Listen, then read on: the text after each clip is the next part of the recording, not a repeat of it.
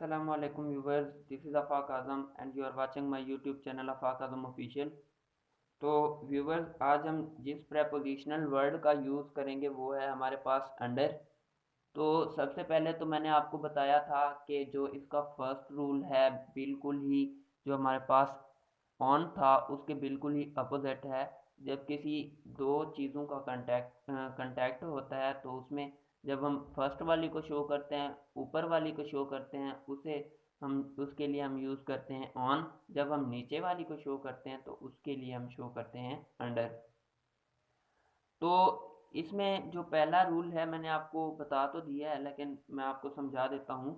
तो इसमें हमारे पास मैंने लिखा है कि something is exactly below the surface of other things we use into. जब हमारे पास दो सरफेसेस दी गई होंगी और जो दूसरी नीचे वाली सरफेस होगी बिल्कुल ही नीचे होगी फर्स्ट वाली के, एग्जैक्टली बिलो होगी, तो उसके लिए हम जो प्रेपोजिशन यूज़ करेंगे इनटू यूज़ करेंगे। अब मैं इसको एग्जांपल से समझा देता हूँ। तो सबसे पहले हमारे पास आ जाता है इसकी एग्जांपल में the cat is sitting under the table.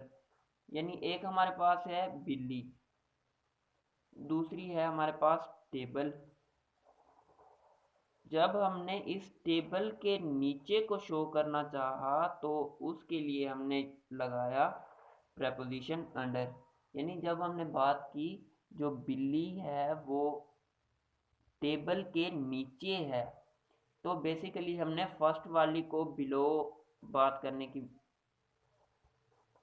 के लिए चाहा तो उसके लिए हमने अंडर प्रेपोजिशन लगाया। इसी तरह इसकी सेकंड एग्जांपल में this is a pen, sorry there is a pen under the carpet.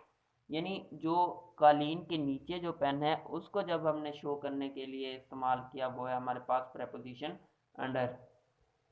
तो बेसिकली कारपेट हमारे पास ऊपर है और ये जो फर्स्ट वाली सरफेस है वो उसके नीचे है, तो इसीलिए हमने जो शो किया है इसीलिए प्रेपोजिशन अंडर लगाया है।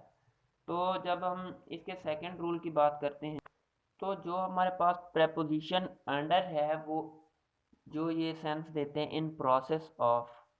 यानी जो वर्ड हमारे पास इन प्रोसेस ऑफ की सेंस देते हैं कि ये काम जारी है, तो उसके लिए भी अंडर ही यूज़ करते हैं। फॉर एग्जांपल जब कोई मकान बन रहा होता है तो हम कहते हैं कि अंडर कंस्ट्रक्शन। यानी ये काम, ये जो घर है अभी प्रोसेस में है, तो इसके लिए हम जो प्रेपोजिशन सिंपली जो यूज़ करते हैं वो होता है अंडर। तो इसमें मैंने इसकी एग्जांपल से आपको वाज़ेह कर देना है the patient is under treatment. तो जब हम पेशेंट की बात कर रहे हैं और उसके इलाज की बात कर रहे हैं तो उसके लिए जो हम प्रेपोजिशन यूज़ कर रहे हैं वो हमारे पास है अंडर। तो इस अंडर का मतलब ये है कि उसकी ट्रीटमेंट का अमल अभी जारी है, इन प्रोसेस में है, तो इसके लिए जो हमने प्रेपोजिशन यूज़ किया है वो है हमारे पास अंडर। इसी तरह इसके सेकंड एग्जांपल में the virus of covid is under experiment. यानी जो कोरोना वायरस है वो हमारे पास अभी एक्सपेरिमेंट के मराहिल में है, इन प्रोसेस है। जब उस पर तजिया हो जाएगा, जब उस पर एक्सपेरिमेंट हो जाएंगे तो वैक्सीन लॉन्च की जाएगी। तो इसके लिए यानी जब कोई भी word in process of sense की में यूज़ होगा तो उसके लिए जो हम प्रेपोजिशन यूज़ करेंगे वो होगा अंडर। सिंपली ये है।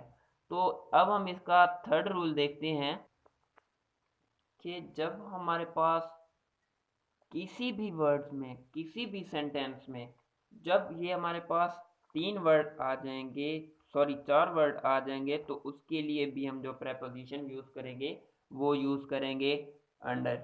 तो मैंने आपको बता तो दिया, कंस्ट्रक्शन का मतलब ही यही है कि ये काम अभी प्रोसेस में है। बेसिकली ये रूल इन प्रोसेस की ही सेंस दे रहा है, तो इसके लिए भी हम अंडर ही यूज़ करेंगे। तो इसमें मैंने इसकी एक एग्जांपल ही दी है। इस एग्जांपल में लिखा है the building of our college is under construction. यानी कंस्ट्रक्शन के साथ हमने जो प्रपोजिशन यूज़ किया है वो है हमारे पास अंडर। फॉर तो इसीलिए इसमें बहुत सी एग्जांपल्स आ जाती हैं। तो बेसिकली जब इस एग्जांपल में हमने कंस्ट्रक्शन की बात की तो बेसिकली हम बात कर रहे हैं इन प्रोसेस ऑफ की कि ये काम अभी जारी है। तो इसीलिए हमने इसके साथ जो प्रेपोजिशन यूज़ किया है वो है अंडर। इसका हमारे पास फोर्थ एंड लास्ट रूल ये है कि if someone is working as a subordinate, तो आपको याद होगा हमने सबऑर्डिनेट क्लास में पढ़ा था सबऑर्डिनेट और इंडिपेंडेंट क्लास। तो he has many man under him, यानी उसका जो ओहदा है वो सबसे ऊपर है, जो अंडर काम करते हैं बहुत से लोग हैं, यानी वो उन तमाम लोगों की नुमाइंदगी करता है, उनका सरबराह है। जब कोई भी समवन कोई भी शख्स एक सबऑर्डिनेट के तौर पे काम करेगा तो उसके लिए हम जो यूज़ करेंगे वो अंडर ही यूज़ करेंगे।